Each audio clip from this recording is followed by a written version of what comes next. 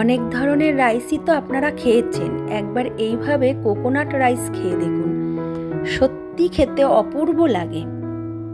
নমস্কার, কেমন আছেন সবাই?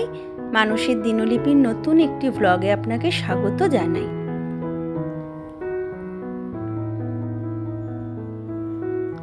এখানে আমি একটা হাঁড়িতে কিছুটা জল চাপিয়ে দিয়েছি, তার মধ্যে দিয়ে দেব পরিমাণ মতন নুন, একটা কাঁচা লঙ্কা চেরা, কিছুটা গোলমরিচ থেতো আর কয়েকটা কারি পাতা দিয়ে আমি জলটা ফুটতে দেব।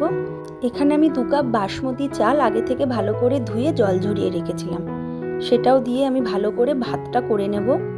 এখানে একটা কড়াইতে আমি কিছুটা সাদা তেল আর অল্প পরিমাণে একটু ঘি দিয়ে ভালো করে গরম করে নেব। তেলটা আমার গরম হয়ে গেছে, এবার আমি ফোড়নে দেব কিছুটা চিলি ফ্লেক্স আর দেব হচ্ছে এখানে আছে কালো সর্ষে, মেথি আর গোলমরিচ, এটাও আমি ফোড়নে দিয়ে দিলাম। একটু ভাজা ভাজা হলে এবার দিয়ে দেব কাজু বাদাম।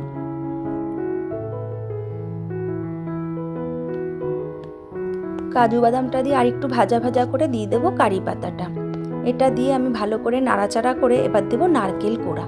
আপনারা নারকেল কোড়ার জায়গায় নারকেল কুচি কুচি করেও দিতে পারেন। এবার অল্প একটু ভাত দিয়ে আমি প্রথমে মিশিয়ে নেব মশলাটা, তারপরে বাদবাকি ভাতটা দিয়ে ভালো করে মেশাবো। এটা একটু মিষ্টি মিষ্টি খেতে হয়। দিয়ে দিলাম বেশ খানিকটা চিনি আর অনেকটা পরিমাণে ঘি দিয়ে আমি এবার চাপা ঢাকা দিয়ে রাখবো। ঘি আর চিনিটা ভালো মতন গলে গেছে, এবার দিয়ে দেবো কয়েকটা কাঁচা লঙ্কা কুচি দিয়ে আমি ভালো করে ভাতের সাথে লঙ্কা কুচিটা মিশিয়ে আবারও কিছুক্ষণের জন্য চাপা ঢাকা দিয়ে রাখবো।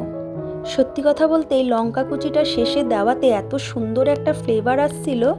তৈরি হয়ে গেছে আমার কোকোনাট রাইস। কোকোনাট রাইসটা খাওয়ার জন্য আমি এখানে ফুলকপি আলুর দম বানিয়েছিলাম, সেটা দিয়ে আমি এখানে সার্ভ করেছি।